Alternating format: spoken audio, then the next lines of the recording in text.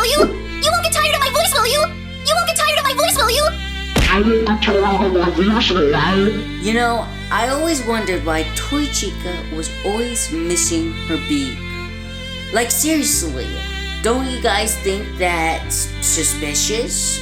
Out of every animatronic in the FNAF series, Chica always seems to get special attention. And I mean special attention. It's almost like Scott keeps screaming at us through hidden details. Look at Chica. Toy Chica. Specifically, Toy Chica in the high school years cutscenes. And everybody treated it like a joke. But what if it wasn't? What if Scott was literally handing us the answer disguised as comedy? Then you go back to FNAF 4.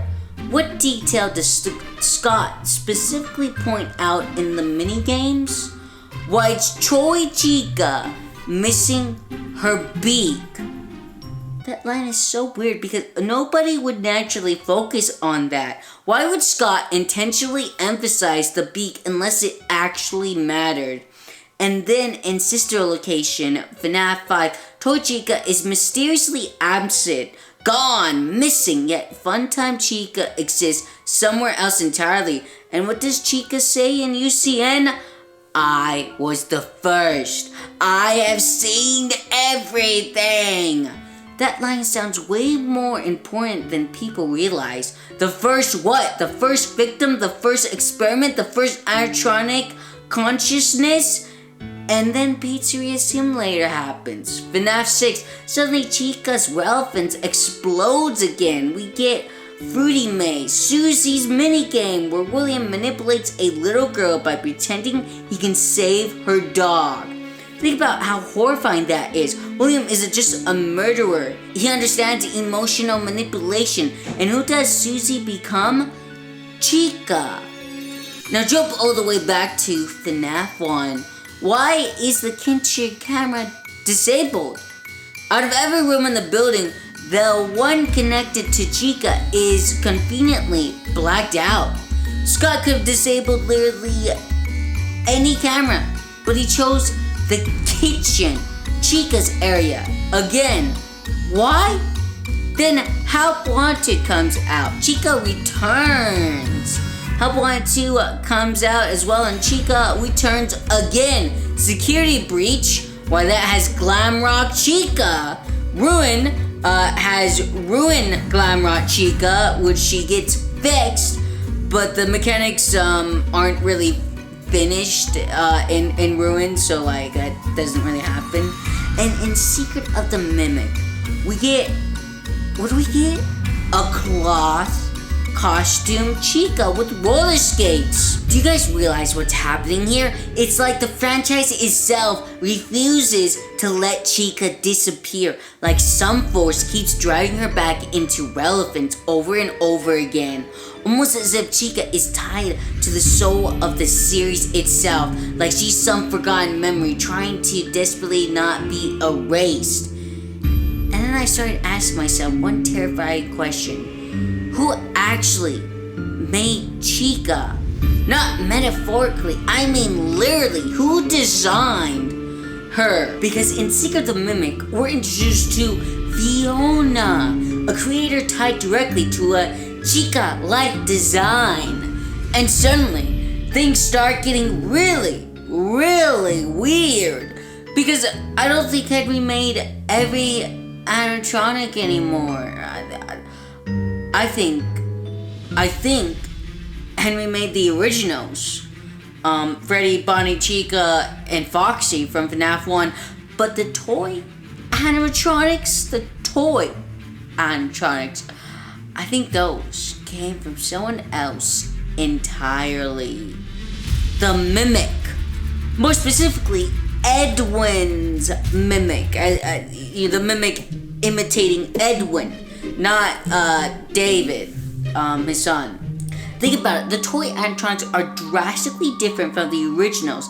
They're smoother, more artificial, more human-like. And Toy Chica, specifically, stands out because she can remove her face piece. Why does her beak come off? Out of every animatronic, why does Scott repeatedly emphasize that feature? Now look at the progression of Chica's feet across the games. Classic Chica, chicken feet. Toy Chica, more human-like progression. Funtime Chica, even more humanized. Glamrock Chica, basically human legs. Cloth Funtime Chica, even more humanized. Glamrock Chica, basically human leg. Claw Chica from Chica of the Mimic Roller Skate. It's almost like Chica is evolving, slowly becoming more human over time, or maybe something non-human is trying to become human. And then it hit me. What if Toy Chica was never just an animatronic? What if she was a spring-lock suit specifically designed for the Mimic? Because think about the visual details. When Toy Chica removes her beak, what do we see? Teeth. Endoskeleton teeth. Sharp, metallic teeth hidden behind a fake costume face. That's incredibly strange. It's almost looks like something robotic is wearing the Chica shell like a disguise. But wait, haven't we literally seen an animatronic wear a costume before? The Mimic. The Mimic constantly hides inside mascot suits. That is its entire gimmick.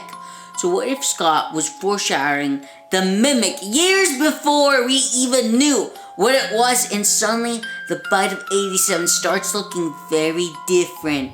Everybody blamed Mangold for decades because Scott pointed us there intentionally. What if Mangold was a distraction, a red herring? The real culprit was Toy Chica.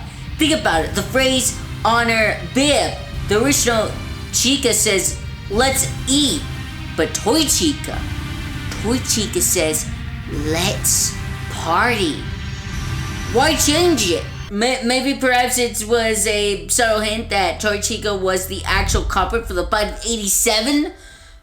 But here's where things start getting even crazier, because if Toy Chica was really connected to the Bite of 87, then why does Scott keep associating her with children specifically?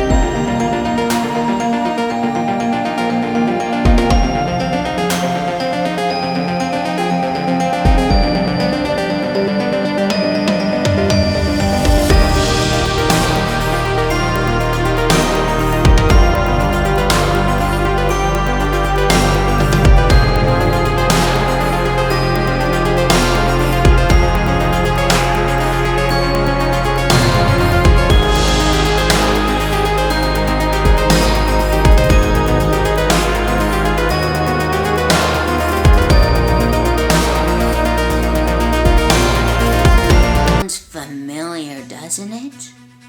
The Mimic, an AI that copies behavior without understanding humanity. And suddenly Toy Chica's appearance becomes deeply disturbing, because maybe the reason her face comes apart isn't just for creepy visuals. Maybe Scott was showing us instability, a mask slipping off, a fake personality cracking apart, and then there's the eyes. FNAF loves eyes. Silver eyes, black eyes, white pupils, glowing eyes.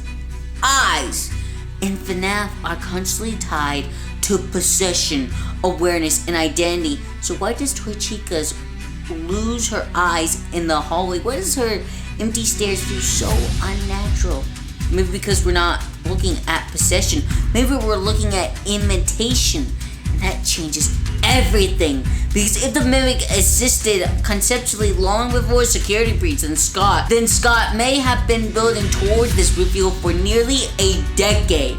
Now let's go deeper. What is Chica's role in the original band? Freddy is the leader, Bonnie is the guitarist, Foxy is the outcast pirate, Golden Freddy is the supernatural mystery, but Chica? She's associated with food, eating, consumption, let's eat. At first that seems harmless, but in hindsight, that slogan is horrifying because nearly every major Chica-related moment involves some kind of consumption or hunger symbolism. Toy Chica removing her beak reveals teeth. Nightmare Chica has rows of monstrous jaws. Wither Chica says, I was the first. Glamour Chica literally develops a trash-eating addiction. Even Chica's magic rainbow from FNAF Road is aggressively hostile despite its cheerful appearance. There's a recurring theme here. Hunger, consumption, the seventh deadly sin, something endlessly trying to fill a void. And what if that void is identity? What if the mimic copies people because it doesn't know what it is? What if it consumes personalities the same way Glamour Chica consumes trash? That would explain why Chica keeps reappearing in different forms across the franchise. Each version represents another failed attempt at becoming real, another failed mimic at trying to be human in an animatronic suit. I mean, classic Chica is unrealistic, but Toy Chica becomes more human. Funtime Chica becomes more performative. Glamour Chica becomes emotionally unstable. Cloth Chica from MCM becomes handcrafted and artificial.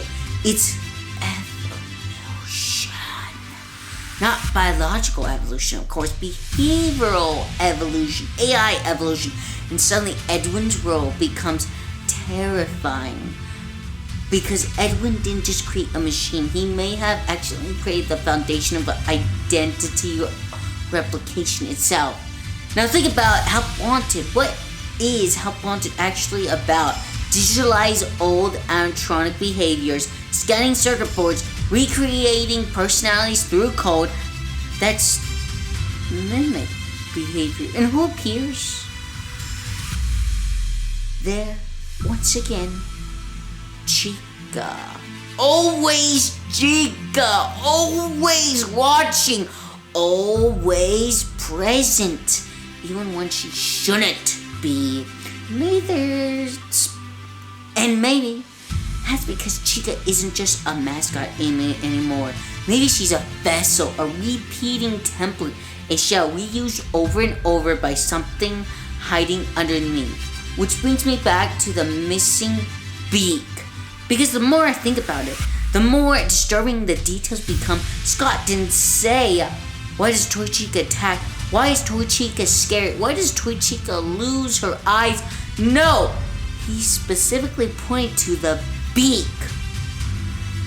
The removable piece. The mask, the thing hiding the mouth. And when the mask comes off, we see metal teeth underneath, almost like the real creature underneath was never Chica at all. And if that's true, then maybe the reason Toy Chica looks more human over time is because the mimic was learning from the children around it, copying them, adapting, improving, trying to become one of them. And suddenly the daycare imagery from Security Breach becomes horrifying in retrospect. The mimic has always been surrounded by children, watching them, learning behavior, mimicking emotion, but never understood morality. That's why the mimic is scary, not because it's evil in the traditional sense, but because it imitates without empathy. And maybe Toy Chica was our first clue all along. But then another question hits me yet again. If Toy Chica is connected to the mimic, why specifically Chica? Why not Freddy? Why not Bonnie? And I think the answer comes down to design philosophy. Freddy represents leadership, Bonnie represents performance, Foggy represents unpredictability, but Chica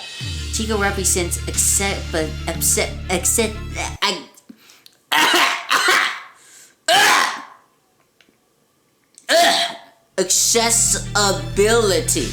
Kids approach Chica easily. Food mascots are comforting, friendly, familiar pizza, cupcakes, parties, birthdays. Chica is built around trust. And if you're designing an animatronic specifically meant to observe, learn from, or manipulate children, Chica would be the perfect disguise. Especially Toy Chica. Bright colors, big eyes, cheerful appearance, friendly demeanor, a predator disguised as comfort. And suddenly, Susie's story becomes even sadder because maybe Chica isn't just haunted by Susie. Maybe Chica was already dangerous before Susie ever entered the suit. Maybe Susie didn't create the monster. Maybe she inherited it. And if that's true, then the line, "I was the first," gains an entirely new meaning. Not the first victim, the first vessel, the first successful fusion between human acting and artificial intelligence. The first animatronic where ghost and machine truly merged together. And that will explain why Chica feels so strangely important across the entire franchise. Because Chica may represent the exact moment FNAF stopped being just ghost possessions and started becoming something much worse. Artificial consciousness, synthetic memory, digital hauntings, and once you see it, you can't unsee it.